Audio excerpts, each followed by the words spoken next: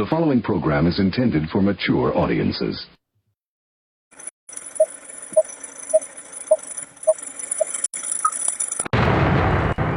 Rudy's Revelations. You can't handle the truth.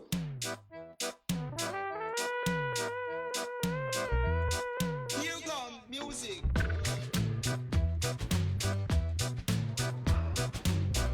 You're crazy. You're crazy, man.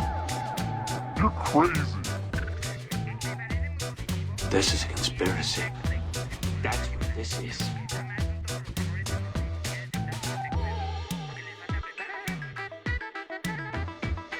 Hey everybody, welcome to the podcast. It is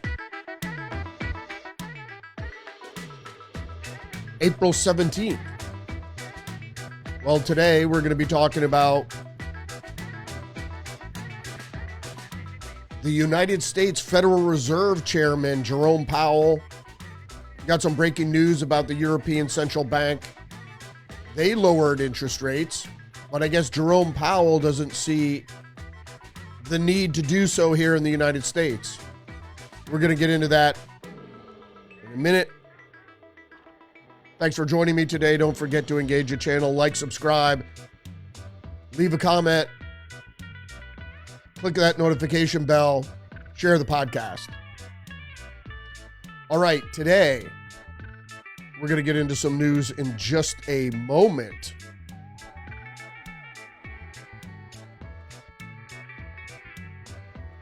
There's some breaking news today. I just got to make sure I put it up front here. It is about the European Central Bank. It just broke. They're going to be cutting interest rates, which, if you didn't know, cutting interest rates spurs economic growth. So we're going to get to that right now.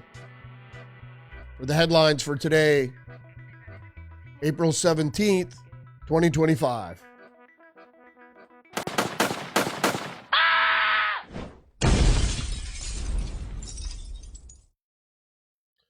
All right, let's get to a New York Times article that just dropped. European Central Bank cuts rates amid tariff uncertainty. Policymakers lowered rates a quarter point and said that the region's growth outlook had deteriorated because of rising trade tensions. This is really incorrect, and I'm going to get into the story right now to kind of explain it. Because the European Central Bank had lowered rates several times already. So let's just get into the story. What we have here is heightened economic uncertainty, particularly with President Trump's chaotic trade policies. Well, if that's the case, why didn't Jerome Powell cut interest rates? I don't understand that. If it's about Trump's chaotic trade policies and economic uncertainty, and we're going to get to that in just a second, I don't understand why the U.S. Federal Reserve wouldn't do the same. Story goes on to say policymakers who set the rates for 20 countries that use the euro lowered their key rate a quarter point to 2.25%.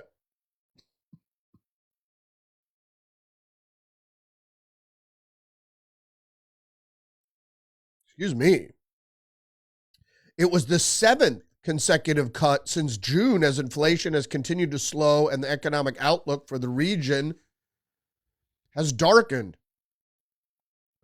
Well, here's my whole point, is that the inflation has slowed, right? And the economic outlook has darkened. And that brings us to the next story. Wall Street Journal is reporting Trump lashes out at Powell, says termination cannot come fast enough. Powell has warned Wednesday that the Fed could face a difficult trade-off as tariffs raise prices and weaken the economy. So he's jumping on the narrative bandwagon here. and talking specifically about whether or not Trump's tariffs are making a difference in the economic outlook. I think overall, they're going to improve the economic outlook of the United States because the United States is the biggest consumer market. And protectionism for the biggest consumer market is going to affect people that try to import goods to this country. So Europe and China and other countries that want to get into the U.S. market. So I don't understand the disconnect between Jerome Powell and the European Central Bank. More news on this front. Fed chair receives roaring applause for vowing to defy any political pressure after warning of Trump's tariff damage to the economy. Well, what exactly are they talking about here? This is the problem, is what we have is elites, anti-populists, that control large amounts of the economy. So there was a massive sell-off because they were heavily invested in technologies that, like the tech sector, who are heavily invested in manufacturing in China. So there was a big sell-off. But Jerome Powell saying that tariffs will raise prices, it depends on what? And it depends on whether or not that these consumer items can be built in the United States or whether they could reach trade deals with certain economies that we import from, let's say Japan, specifically with cars from Japan. So my problem here is that, well, let's just go to the story. Donald Trump's tariff, this is from Mediaite, Donald Trump's tariffs as both unprecedented and very likely to hurt the economic growth and cause higher inflation. This is from Jerome Powell. Now, he knows better. He knows better. That's without a doubt. After his remarks, Powell was asked by moderator Professor Raghuram Rajan if he had any concern about the independence of his job. Let me turn to the Fed independence. You've reiterated that you intend to stay in office until the end of your term, and that uncertainty reassured many in financial markets, and that certainty, excuse me. What are the levers of government or legislature that can pressure the Fed? And should one worry about the threats to the Fed's independence once you're gone? So our independence is a matter of law. Congress has in our statute, we're not removable except for cause. Well, this is cause. I think it's cause. If Jerome Powell's statements directly affect the economy, which they have done. So he came out and said that Trump's tariffs will definitely affect what's going on in the economy. That's just not true. We don't know how it's going to affect the economy. It is certain that it is uncertain. So we don't know how it's going to affect the economy, and I don't understand why he's talking like that. Let's go to the next article. Reuters is reporting indexes drop as Fed's Powell says growth appears to be slowing. NVIDIA tumbles. Now, NVIDIA is the chip maker. Now, they plan to move manufacturing to the U.S., and there's more on that front. I reported yesterday that Trump is limiting, I think it came out today or yesterday, Trump is limiting exports of NVIDIA chips. You know, that's just... I've been undergoing lots of different hacks and stuff on different platforms. And sometimes I want to refer to articles and they get lost in the shuffle somehow. It's an impossibility. But in any case, there's a story coming out. I think it was yesterday. I don't know if I covered it yesterday or today, but I don't think it was yesterday because I was talking about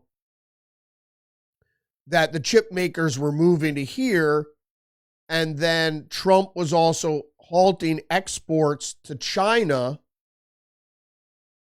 I think this was a Wall Street Journal article today, but in any case, Trump is halting high-end chips from going to China to try to undermine their AI development. So I don't know what's happening here. Because it just comes to mind now that I'm like, what was that other big story? Yeah, it was Trump is putting a halt on exports of chips to China. And a lot of times, the articles that seem to fall through the cracks for lack of a better explanation, which I think it's a hack because these articles consistently disappear from my queue and they all have to do with China. And then, of course, I have a reduction in traffic when I start reporting about China. So let's move away from China for a minute. Fox News is reporting Trump administration refers New York Attorney General Latisha James for possible prosecution over alleged allegations of mortgage fraud. James is accused of listing a home in Virginia as her primary residence and listing her father as her husband on mortgage applications. Well, that's clearly fraud. We don't need anybody to see that this is a crime and that for a law enforcement officer to engage in criminal activity is grounds for dismissal. And certainly, I wasn't even going to report on this yesterday because it's like a referral for prosecution isn't prosecution, and it would be hard pressed to prosecute her. Now, I don't know if it's going to happen. And so in a threat to the president and the federal government, Latisha James said, well, I'm going to revive insider trading allegations against the president of the United States. Everything is upside down now because what we know is that people that don't have the authority to interfere with the executive branch of the federal government are just doing so. New York Post is reporting Latisha James dodges questions about mortgage fraud scandal outside her New York City home and pretends to be on the phone.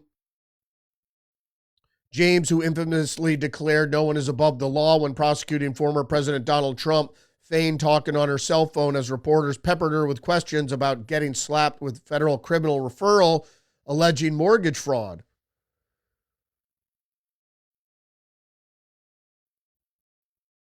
Yeah, well, like I said, I wasn't going to report on this unless charges were brought. She was indicted. She should be indicted, certainly.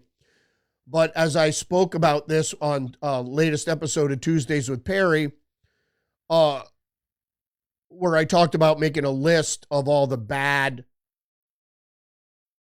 prosecutors and politicians, including Jasmine Crockett, including Latisha James, including Fani Willis, who seem to believe that because they hold a post in law enforcement that they could break the law. Obviously, Fani Willis did so, and so is Latisha James here. More news from Zero Hedge. Trump's big progress trade talk with Japanese delegation boosted Asian markets. Now, this is closely related to what's happening in the European Union and here with Jerome Powell. There was a boost in Asian markets because Japan. We're going to make a breakthrough here with Japan, which is going to give some relief to motor vehicle imports, etc. But there's more legal trouble ahead for Trump. The AP is reporting judge finds probable cause to hold Trump administration in contempt for violating deportation order. What exactly is all this about? Well, this is Judge James Boasberg again.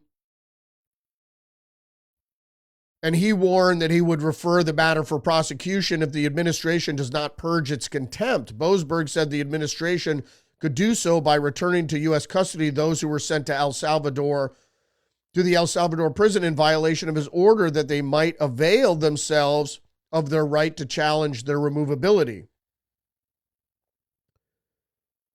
He was already scheduled several times for deportation. He's already had his due process. And there's no people that are, once they've been established as being here illegally, they have no recountenance for staying in the country.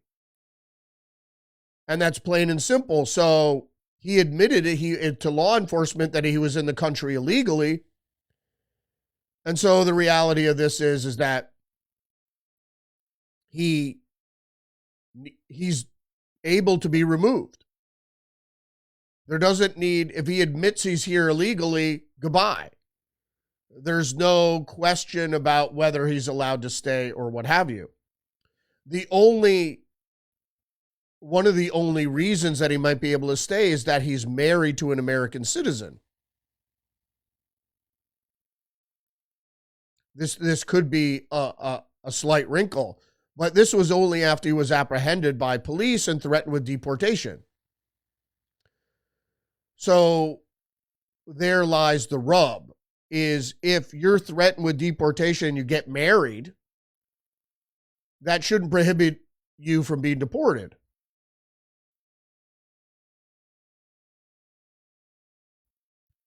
Speaking of this same case, Just the News is reporting Biden administration flagged deported El Salvadoran as illegal alien suspected of human smuggling. The deported El Salvadoran man at the center of an intense court battle was flagged in 2022 by the Biden administration as a suspect alien who was possibly involved in human smuggling and trafficking after a traffic stop hundreds of miles from his Maryland home, according to Department of Homeland Security documents reviewed by Just the News. So the guy's a wife beater. I thought I had that in here too.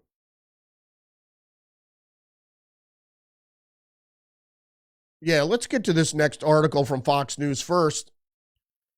James Carville says Democrats' top agenda needs to be bringing back Kilmar Abrego Garcia. El Salvadoran national Kilmar Abrego Garcia was deported by Trump administration in March. But James Carville alluded to the famous First They Came for the Jews Holocaust poem and warned Democrats that they need to take a firm stance on this as soon as possible. There's real wisdom in that, and that the history has taught us that first they came for him and then they're going to say no right there. We got to keep fighting this. I think it's worthy of being at the top of the agenda of things that we're going to fight over to get this guy back home. Many Democrats have spoken out against Obrego's deportation, making him a cause célèbre, describing the El Salvadoran national and accused MS-13 gang member in the U.S. illegally as a Maryland father who was abducted. Wow. All right. Well, I mean, I don't understand why the Democrats and liberals double down on issues that are firmly in Trump's column. The majority of Americans believe that illegal immigrants should be, first of all, detained, held, and deported. New York Post is reporting alleged MS-13 member Kilmar Abrego Garcia, deported by Trump administration to El Salvador mega prison, has been accused of physically abusing his wife, who fiercely advocated for his return. Right, she had gone to court twice to get a restraining order against him. So this guy is not an ideal citizen, a model citizen. Certainly, he's not a citizen, and he's not a model resident either.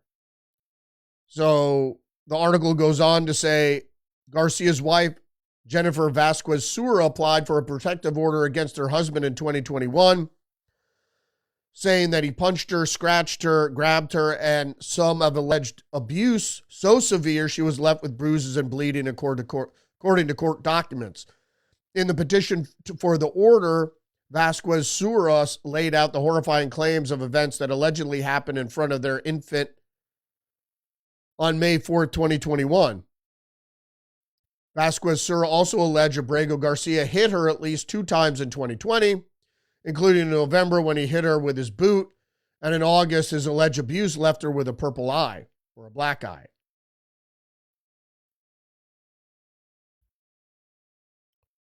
They're going to go to bat for this guy. I think it's the wrong move by the Democrats. I mean, whether they do, what happens with that.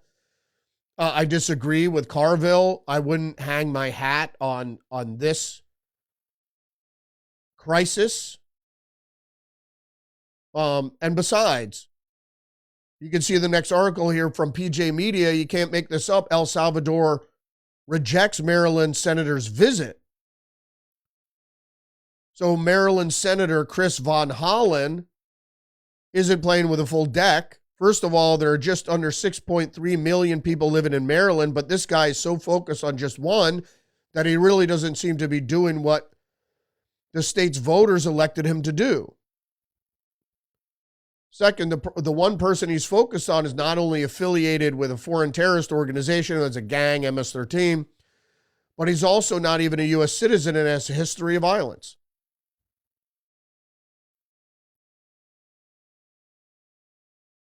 Goes on and on. It never stops. And I don't know if this is a winning hand for the Democrats. I get so frustrated with this because there doesn't seem to be a rationale or reason for them to be doing this. The Federalist is reporting AI companies DeepSeek funnels American user data to Red China. The Chinese artificial intelligence company DeepSeek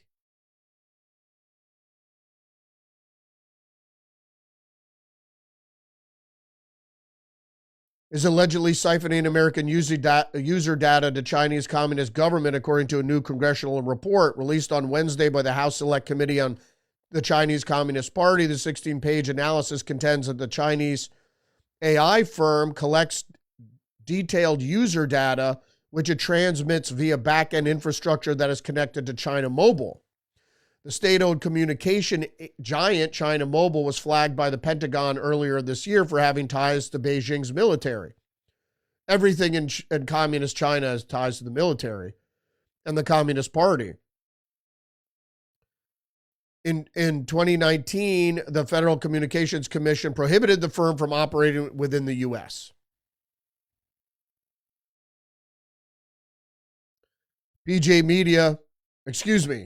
Post-Millennial. ICE arrests over 200 illegal immigrants in New York City operation. Many of the operated individuals were previously released from custody after local jurisdictions refused to honor immigration detainers. Many of the apprehended individuals were previously released from custody after local jurisdictions learned of and then refused to honor immigration detainers.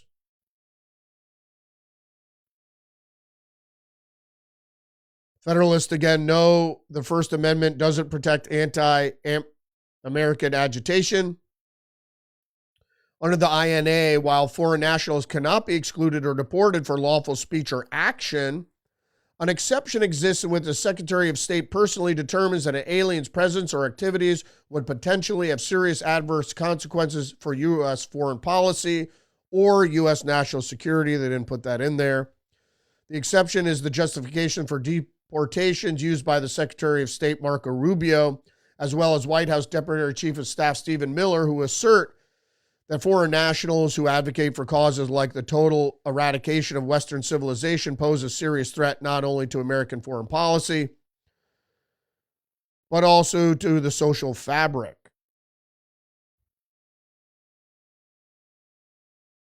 Now, the other Chinese article was supposed to be butted to this one, or these few articles on China. Georgia factory used forced label of trafficked Chinese migrants. Now you think it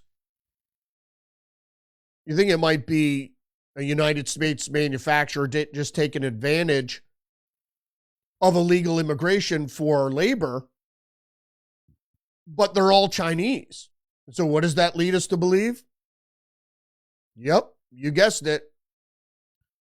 And one recent raid uncovered some 16 Chinese nationals living in slave-like conditions in a Chinese well-made industries facility in Cartersville, 40 miles from Atlanta. So it's basically slave labor, but it's a Chinese company using Chinese illegal immigrants to do the work in slave labor conditions. And this has been happening for some time. Legal or illegal immigrants from China are usually brought into Chinese organized crime. Is it organized crime per se? But Chinese organizational labor, which farms them out to Chinese restaurants and other Chinese industries within the United States. The Wall Street Journal, U.S. tries to crush China's AI ambitions with chips crackdown. Here's the article I was thinking about. I'm sorry. New chip restrictions for NVIDIA and AMD show administration's determination to battle China over tech advances as well as trade.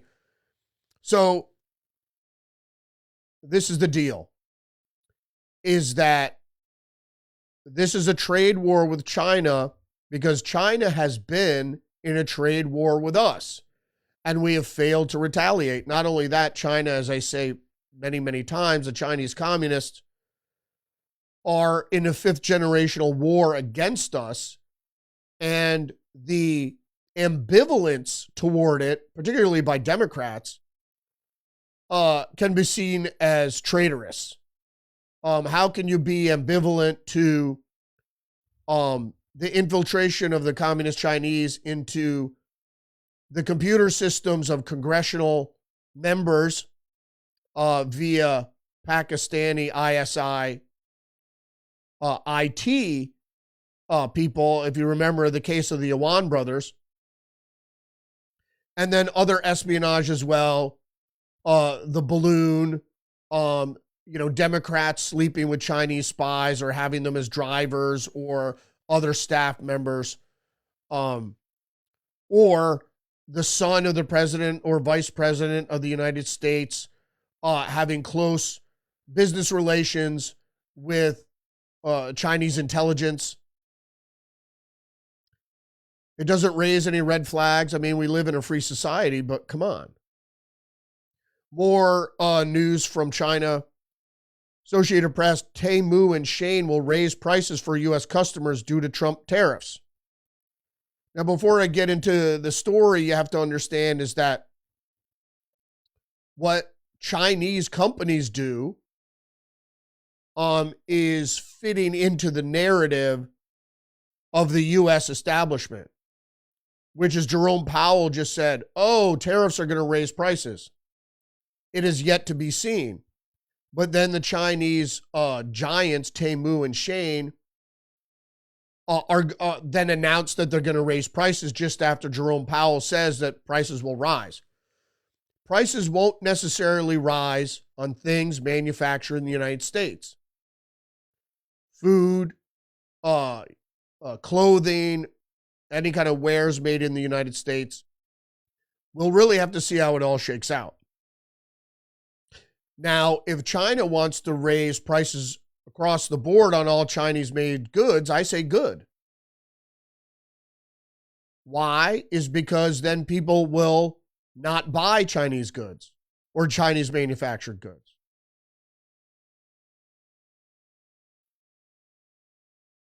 Let's go to the article, though. China-founded e-commerce sites Temu and Shein say they plan to raise prices for U.S. customers starting next week, a ripple effect from President Donald Trump's attempts to correct the trade imbalance between the world's two largest economies by imposing a sky-high tariff on goods shipped from China. Now, you see how the Associated Press goes ahead and they're like, oh, it's sky-high prices, ripple effect from Donald Trump. This is all done in concert with the socialist and establishment people that want to keep free trade operating in China. Jerome Powell or whomever, they're competing with the Chinese. So I don't care about, like my friend Perry says he shops on Temu. I don't shop at Walmart. I try not to buy Chinese goods at all. I understand there's a supply chain issue with things that are made, parts that are made in China for appliances, motor vehicles, etc. I understand all that, but this is a make or break situation. We need to do this.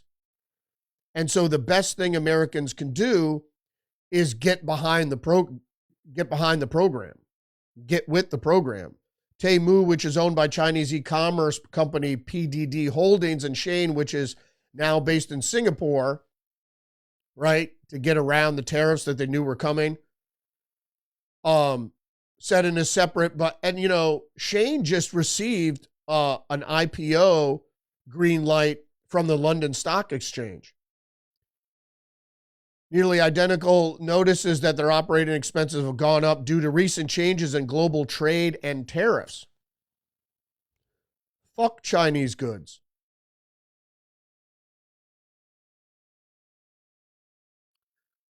All right, let's move on to more ridiculous shit. National Review, the firebombing of Josh Shapiro's home was a pro-Palestinian terror attack. It certainly was. So Josh Shapiro is the governor of Pennsylvania. And the guy who firebombed it admitted he did it because of Josh Shapiro, the governor of Pennsylvania's stance on Gaza, the war in Gaza between them and Israel. I just don't understand that.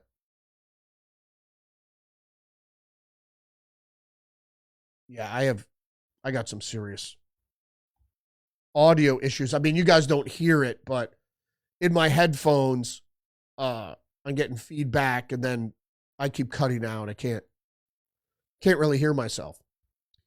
Whatever.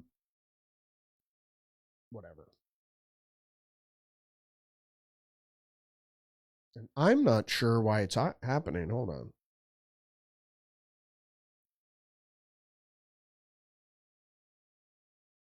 I don't know if it's the compressor or what. All right, so maybe it is. Hold on. Maybe it is. In any case, the guy who's the hello. Yeah, the problem is it also lowers the output here. So I don't know. Yeah. Whatever. All right. The guy with that was involved in firebombing Josh Shapiro's home is, I guess, an anti-Semite. I don't know. Why would you blame a Jewish governor for what's going on in Gaza? It's really disjointed, but it's part of the whole narrative of what's going on the left. Is they put out a narrative, a call to action, and then you have these deranged people, the left of the left progressives, that go ahead and take action. And that's what they want to happen, to try to create a narrative that the policy is wrong. And there hasn't been a blowback, a consistent blowback that there should be, from people on the right about whether or not,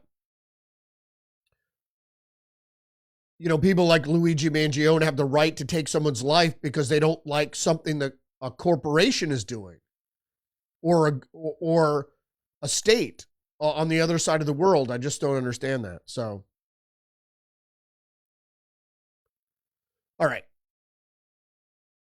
Let's move on. A post-millennial federal judge says New Hampshire school allowed to ban parent protests of trans-identified male athletes. The protests are, of course, free to display their symbols and signage in public forum available for such purposes, but they may not do so at Bow High School sponsored activities. Well, there's a real problem with this because they're wearing armbands. So it's freedom of speech. It's like wearing a t-shirt. So you're allowed to wear a t-shirt that expresses your views. So the New Hampshire parent who filed a lawsuit against the Bow School District after they were kicked out of a fall soccer game for wearing pink armbands with XX, referring to chromosomes, written on them in protest of inclusion of biological male on free male sports teams. I think they have the right to do so. It was such a small thing that it didn't interfere with the game. Now, if they were shouting during the game or using a bullhorn or whatever that would disrupt the play, you could say, okay, but it's such a little thing and it's a piece of clothing, and XX, it has a reference, but it's not demeaning in any way. So I don't have a problem with that at all. I think people, especially when it comes to clothing, I think people should be able to wear whatever they want to wear, whatever message is. It doesn't matter where it is. If you want to go, let's say, let's put the shoe on the other foot. Let's say you want to go to an anti-LGBTQ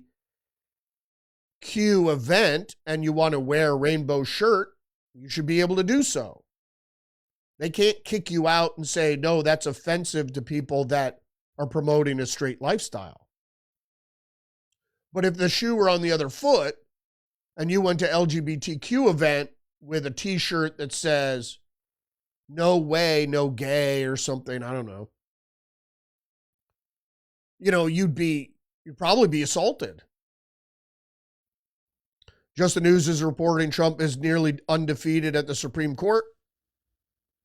Despite the Trump administration's repeated lamentations over left-aligned federal court judges blocking its executive orders and efforts to shrink the bureaucracy, the Supreme Court has almost routinely allowed his orders to take effect and rebuke those lower court judges for exceeding their authority, of course, because that's the law, that's the Constitution. None of this is surprising at all.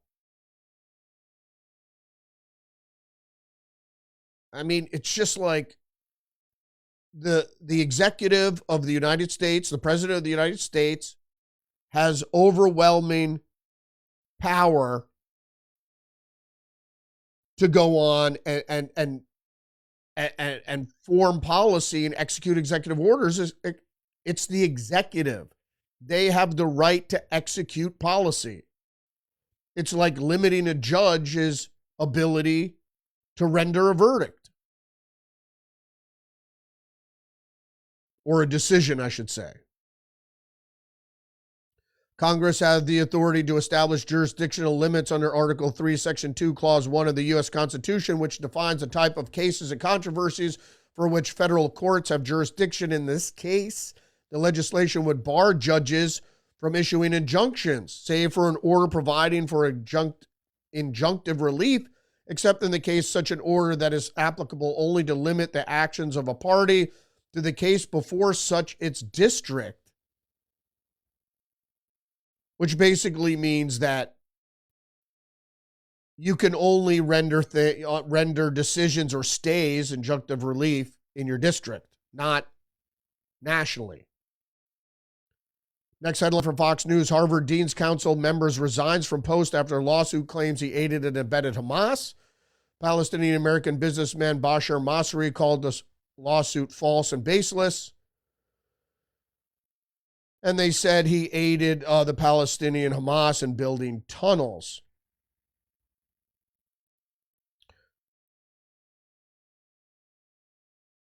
More from Mediaite. Trump's FCC commissioner threatens Comcast license over news distortion.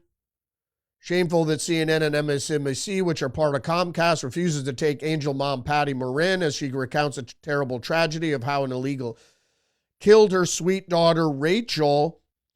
I think it's Chris Chung, the assistant at the FCC. But then the FCC chair also noted that Comcast knows the federal law requires its license operations to serve the public interest. News distortions doesn't cut it. So basically what Comcast did is they made this big deal about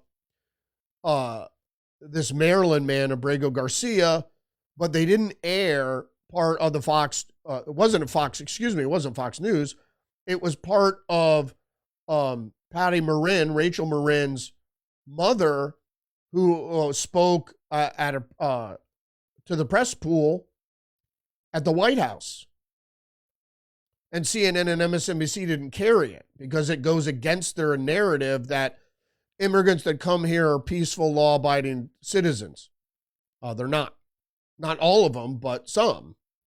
Some, but not all. Fox News reports Bill Maher's monologue recapping positive Trump meeting angers liberals. HBO made a headlines calling Trump's gracious and measured following the White House visit. If you didn't know what this was, Bill Maher went to Mar-a-Lago and he said Trump was a nice guy. And Trump is a nice guy. In other words, it dispels the narratives that liberal and the mainstream media create over things that aren't true. Because they believe, like most postmodernists, that subjectivism, relativism, trumps objectivism, which means it's what you believe. And so they try to weave a narrative that you believe something and there lies your truth, which is not the truth, it's your truth. So if you're misled and you hold a wrong opinion or opinion based on lies, it's your truth. So you believe it to be true even in the face of objective evidence. All right, IRS is said to be considering whether to revoke Harvard's tax exempt status. The move would be a major escalation of the Trump administration's attempts to choke off federal money and support for leading research in the university. That's not true. Harvard makes billions of dollars. They have tens of billions of dollars. And the fact is, they're bucking the federal government. And so Trump wants to withhold $2 billion in federal funding and, as an additional threat, take away their tax-exempt status because they do make money.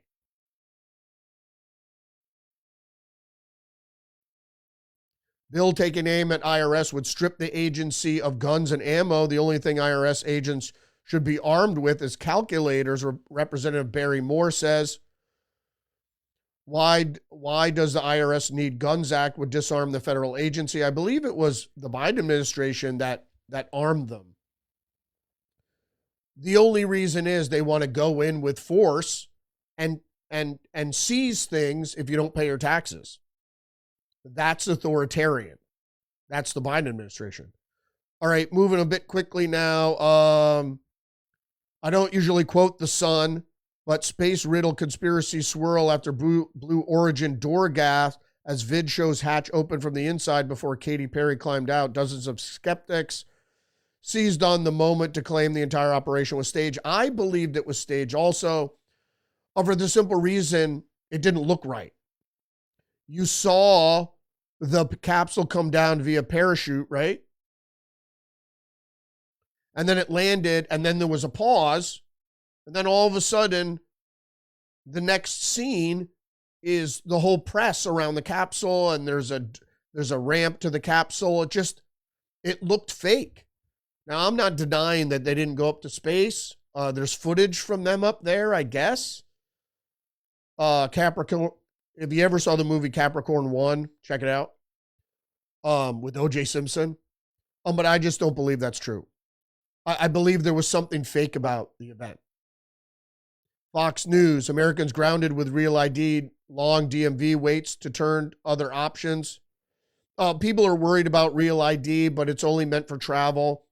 Since 9/11, you were required to have a passport to travel even domestically. I don't know if they rescinded that, but the real ID is just for travel within the United States. If you don't want to go ahead and get a passport. So there's no fret around that. I wouldn't get a real ID myself because I have an American passport. So if you're an American citizen, I would suggest get an American passport. You could do it via the mail. It takes like 9 months if you don't have one already. Sometimes if you're renewing, it takes 3 months. But I do that. Even if you don't have the money, get the money, but it's better than being in the real ID system. Post-Millennial Home Alone 2 director calls Trump cameo film a curse. I thought it was funny, and I love that. I even made a meme out of it. Fox News, rising autism rates now affect 3% of children, says CDC report. 1 in 31 kids diagnosed with autism spectrum disorder. Alarming, but not surprising. RFK Jr. said it's definitely environmental causes. It's not genetic. Just the news, Florida Governor DeSantis criticized state house on its potential cuts to law enforcement. So the uniparty in Florida now is rearing its ugly head. Republicans are teaming up with Democrats to undermine Governor DeSantis's very popular agenda.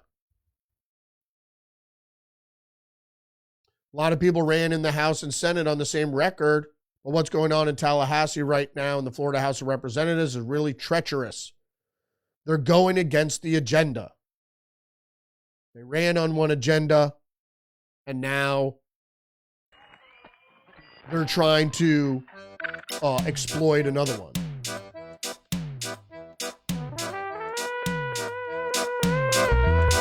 Here comes music.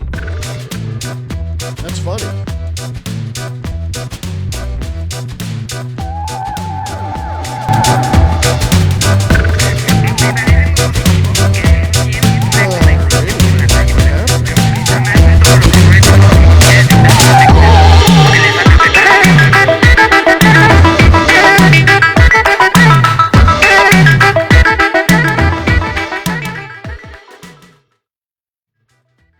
I guess you're hearing it, but sorry to crank that music up on you. But I can't hear it, so it's another tech snafu. Not to worry. Yeah, I don't know what's happening. I'm having a lot of technical problems lately, and it seems like it's a hack because I make all these adjustments, and then all of a sudden something happens, and everything's fucked up. So thanks for joining me today. Don't forget to engage the channel, like, subscribe, leave a comment, click that notification bell, share the podcast.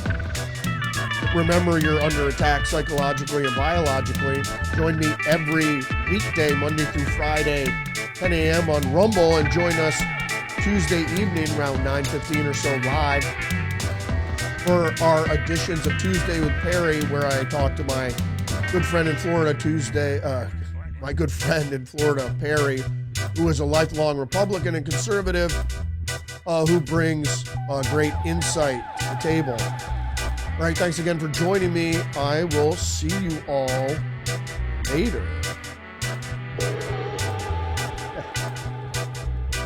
Respect.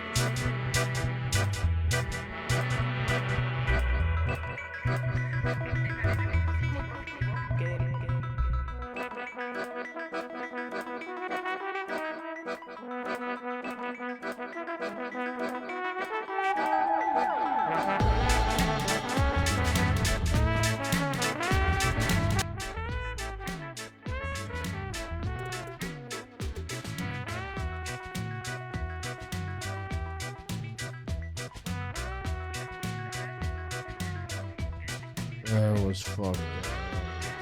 That was fucked up. You can't handle the truth. The new world order.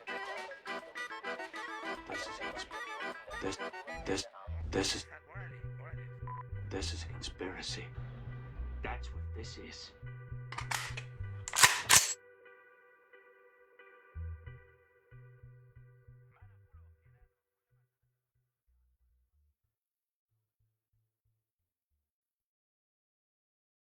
I kill you!